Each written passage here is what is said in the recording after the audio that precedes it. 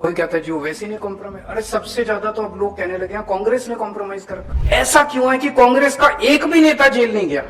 हमारे को बिल्कुल फर्जी केस बना के, कंप्लीटली फर्जी केस बना के हमारे को इन्होंने जेल भेज दिया। उनमें से कोई, गांधी परिवार से कोई जेल नहीं गया अभी तक। हरियाणा के अंदर जितने लैंड स्कैम हुए थे उसमें रॉबर्ट वाड्रा, इनका सबका नाम आता था।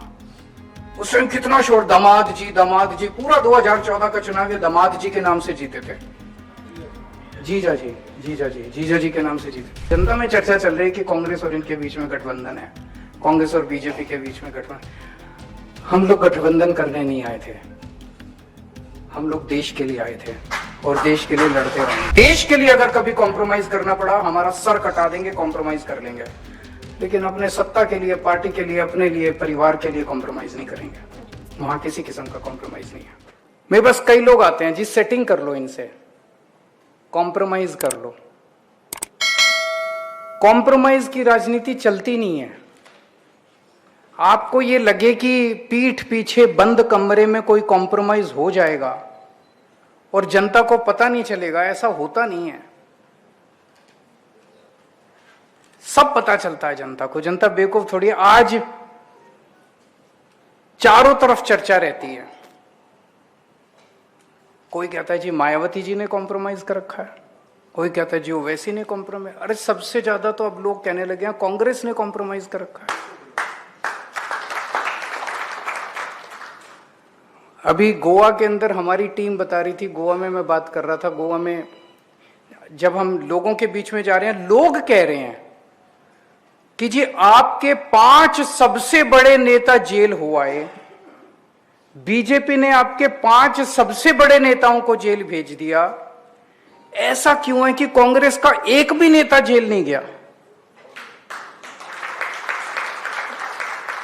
भाई ये इतना शोर मचा रहे हैं, नेशनल हेराल्ड हो गया, नेशनल हेराल्ड हो गया, नेशनल हेराल्ड हो गया।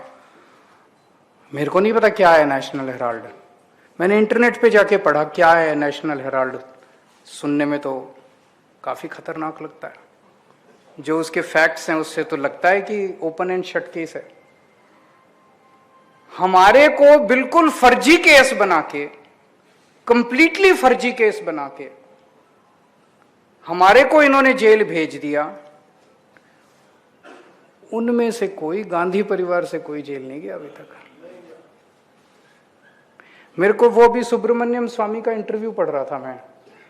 उस इंटरव्यू में पता नहीं वो कौन सा केस कह रहा था, एक केस का जिक्र कर रहा था कि मैंने कोर्ट में केस किया, फिर उसकी वजह से राहुल गांधी जी जेल चले जाते, लेकिन मेरे को मोदी जी का फोन आ गया कि जेल नहीं जाने देना इनको। बोला फिर मैं मोदी जी के फोन के बाद पीछे हट गया। मैंने कहा नहीं।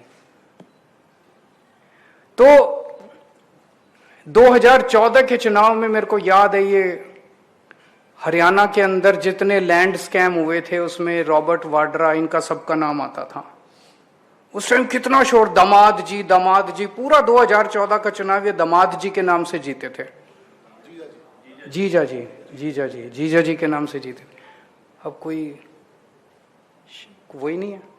2G केस बंद हो गया, कोयला घोटाला बंद हो गया, केस ही बंद हो गए।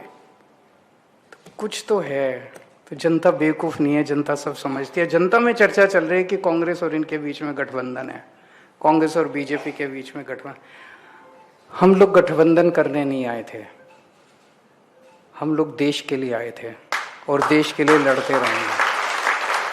कभी कॉम्प्रोमाइज की राजनीति मत करना, देश की राजनीति करना। देश के लिए अगर कभी कॉम्प्रोमाइज करना पड़ा, हमारा सर कटा देंगे, कॉम्प्रोमाइज कर लेंगे, लेकिन अपने सत्ता के लिए, पार्टी के लिए, अपने लिए, परिवार के लिए कॉम्प्रोमाइज नहीं करेंगे। वहां किसी किस्म का कॉम्प्रोमाइज नहीं है।